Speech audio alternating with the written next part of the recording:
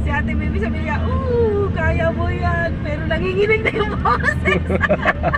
Kaya. Dala-dala ko pa yung dalawang motor, yung Barako. Chinap-chap yun eh. At saka yung Shogun. Sabi, ano? Chinap-chap yun.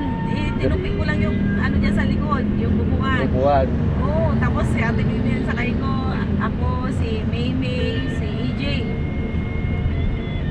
Tapos sabi ni Maymay, Mama, nandito kami. Tragis talaga. Hindi katagalan naman eh, yung magagamay na rin eh. Oo, tapos lahat pinagbibigyan ko. Kaya imbis na 2 oras lang ang biyahe namin papuntang Batangas 3. Lahat ng sumisingit pinagbibigyan ko. Ang bait ko eh. Ang bait. Oo, ngayon. Bago lang.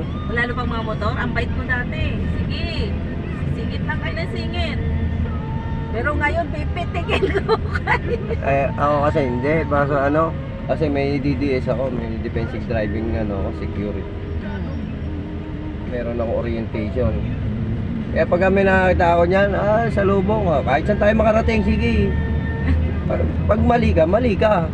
Huwag mo itama yung pagkakamali mo.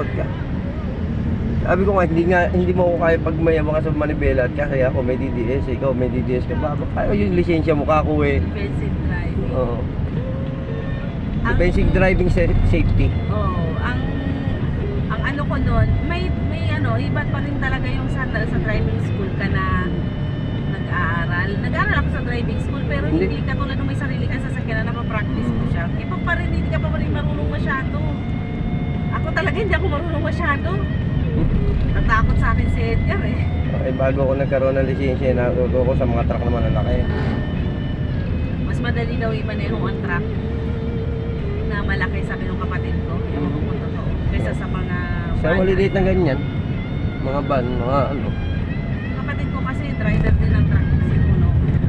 Mga ano naman yun, gulay, vegetables, yung 6-wheeler. Delivery. Sabi niya na bago siya pag dinadrive niya tong kotse ko, parang tingin niya, ang liit eh. Ano yan? Ang driver ng mga truck, pagka umawak sa maliit na sasakyan, ang tingin nila sa sarili nila kabisote. Kaya nga eh, tapos isa pa sabi ni Nuno, nagbibigay siya ng malaking space kasi akala niya truck pa yung Truck yung dala.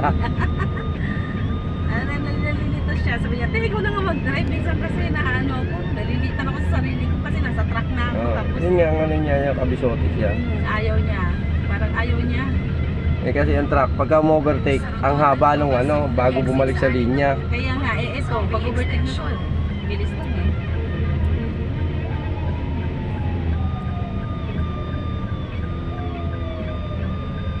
Tay.